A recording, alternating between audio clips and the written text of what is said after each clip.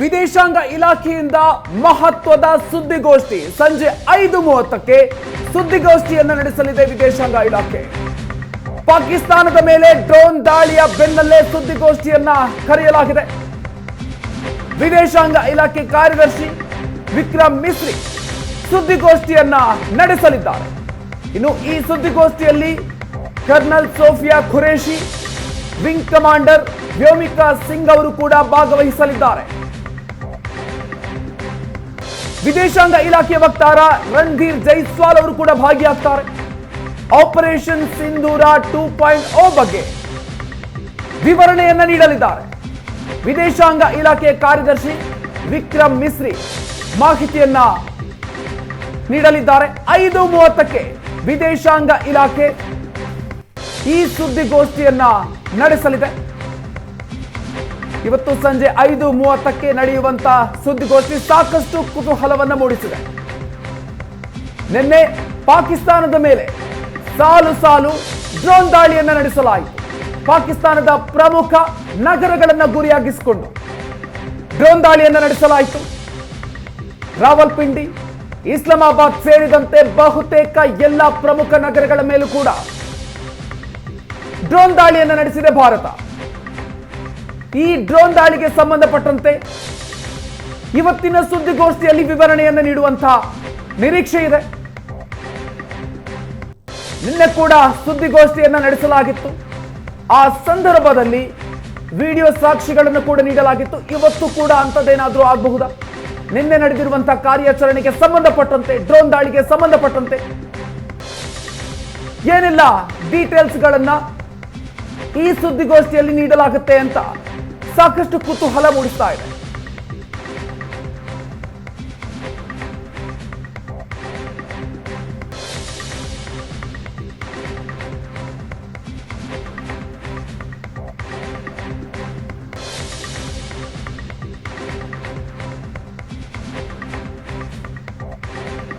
Operation ಸಿಂಧೂರ 2.0 ಇದರ ಬಗ್ಗೆ ಇವತ್ತು 5:30 ವೇಳೆಗೆ ವಿವರಣೆಯನ್ನ ನೀಡಲಿದ್ದಾರೆ. ವಿದೇಶಾಂಗ ಇಲಾಖೆಯ ಮತ್ತೊಂದು ಮಹತ್ವದ ಸುದ್ದಿಗೋಷ್ಠಿ ಇವತ್ತು ಸಂಜೆ 5:30ಕ್ಕೆ ನಡೆಯುತ್ತೆ. ನಿನ್ನೆ ಪಾಕಿಸ್ತಾನದ ಪ್ರಮುಖ ನಗರಗಳ ಮೇಲೆ ನಡೆದಿರುವಂತಹ ಡ್ರೋನ್ ದಾಳಿಗೆ ಸಂಬಂಧಪಟ್ಟಂತೆ ಈ ಒಂದು ಪ್ರೆಸ್ ಮೀಟ್ ನಲ್ಲಿ ವಿವರಣೆಯನ್ನ ನೀಡಲಿದ್ದಾರೆ. ಯಾವ ರೀತಿಯಾಗಿ ದಾಳಿಯನ್ನ ನಡೆಸಲಾಯಿತು, ಯಾವ ರೀತಿಯಾಗಿ ಪರಿಣಾಮವನ್ನ ಈ ಡ್ರೋನ್ ದಾಳಿಯಲ್ಲಿ ಪಾಕಿಸ್ತಾನ ಎದುರಿಸುವಂತಾಗಿದೆ, ಈ ಬಗ್ಗೆ ಡೀಟೇಲ್ಸ್ ಅನ್ನ ಇವತ್ತು ಸಂಜೆಯ ನಡೆಯುವಂತಹ ಈ ಪ್ರೆಸ್ ಮೀಟ್ ನಲ್ಲಿ ನಿರೀಕ್ಷೆ ಮಾಡಬಹುದು. 5:30ಕ್ಕೆ ಆಪರೇಷನ್ ಸಿಂಧೂರ ಬಗ್ಗೆ ವಿದೇಶಾಂಗ ಇಲಾಖೆ ಸುದ್ದಿಗೋಷ್ಠಿ ನಡೆಸಿ ಮಾಹಿತಿ ನೀಡಲಿದೆ.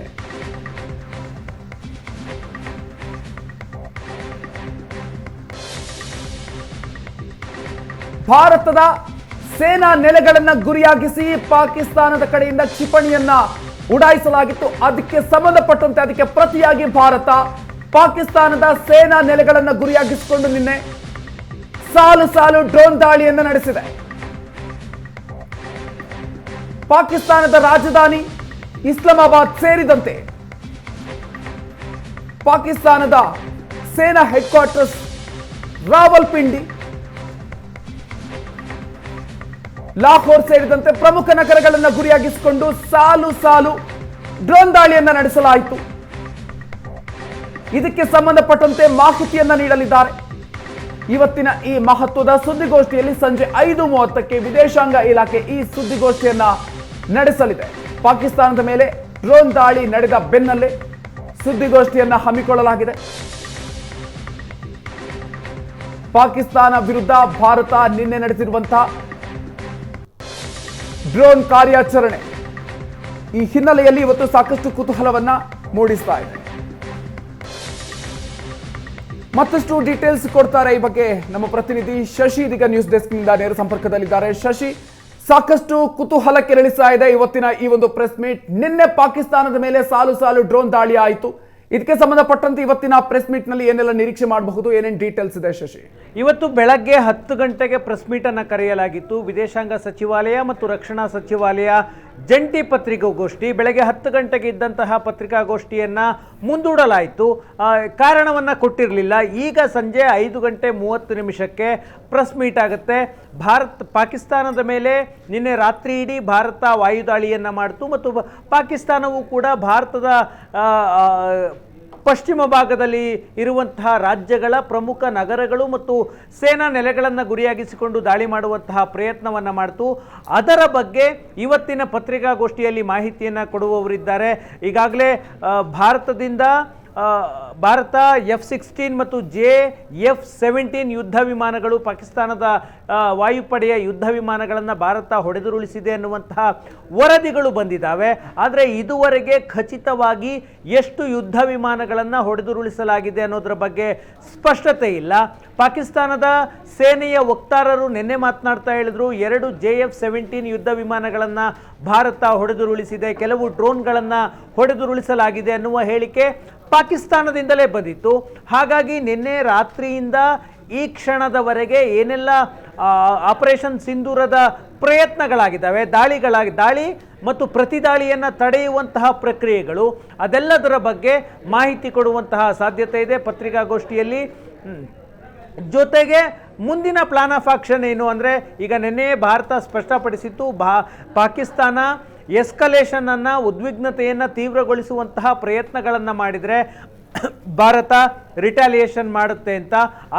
ಆ ಹೇಳಿಕೆಯು ಕೂಡ ಇವತ್ತೂ ಕೂಡ ಮುಂದುವರಿಯುವಂತಹ ಸಾಧ್ಯತೆ ಇದೆ. ಯಾಕಂದರೆ ಪಾಕಿಸ್ತಾನ ಇವತ್ತು ಬೆಳಗಿನಿಂದಲೂ ಕೂಡ, ನಿನ್ನೆ ರಾತ್ರಿಯಿಂದಲೂ ಕೂಡ ಜಮ್ಮು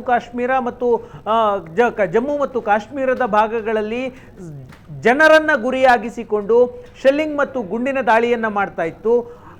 ಅದರ ಜೊತೆಗೆ ಉಗ್ರರನ್ನು ಒಳನುಸುಳಿಸುವಂತಹ ಪ್ರಯತ್ನವನ್ನು ಮಾಡ್ತಾ ಇತ್ತು.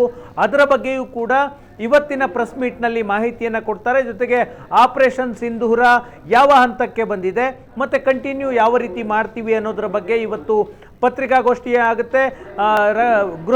ವಿದೇಶಾಂಗ ಇಲಾಖೆಯ ಕಾರ್ಯದರ್ಶಿ ವಿಕ್ರಮ್ ಮಿಸ್ತ್ರಿ ಅವರ ನೇತೃತ್ವದಲ್ಲಿ ನಡೆಯುತ್ತೆ. ವ್ಯೋಮಿಕಾ ಸಿಂಗ್ ಮತ್ತು ಸೋಫಿಯಾ ಇಬ್ಬರು ಕೂಡ ಭಾಗಿಯಾಗ್ತಾರೆ. ಇವತ್ತಿನ ಪ್ರೆಸ್ ಮೀಟ್ನಲ್ಲೂ ಕೂಡ ಸೈನ್ಯಕ್ಕೆ ಸಂಬಂಧಪಟ್ಟಿದ್ದಂತೆ, ಮಿಲಿಟರಿ ಕಾರ್ಯಾಚರಣೆಗೆ ಸಂಬಂಧಪಟ್ಟಂತೆ ಇಬ್ಬರು ಮಹಿಳಾ ಸೇನಾಧಿಕಾರಿಗಳು ಮಾಹಿತಿಯನ್ನು ಕೊಡ್ತಾರೆ. ಅದಾದ ನಂತರ ಪಾಕಿಸ್ತಾನ ಮತ್ತು ಭಾರತದ ಮಧ್ಯದ ಬಿಕ್ಕಟ್ಟು ಮತ್ತು ಇಡೀ ಅಂತಾರಾಷ್ಟ್ರೀಯ ಸಮುದಾಯ ಈ ಬಿಕ್ಕಟ್ಟನ್ನು ನೋಡ್ತಿರುವಂತಹ ರೀತಿ, ಪಾಕಿಸ್ತಾನದ ಉಗ್ರರಿಗೆ ಆಶ್ರಯ ಕೊಟ್ಟಿರುವಂತಹ ಪಾಕಿಸ್ತಾನ, ಈ ವಿಷಯಗಳ ಬಗ್ಗೆ ವಿದೇಶಾಂಗ ಇಲಾಖೆಯ ಕಾರ್ಯದರ್ಶಿ ವಿಕ್ರಮ್ ಮಿಸ್ತ್ರಿ ಅವರು ಮಾತನಾಡಲಿದ್ದಾರೆ.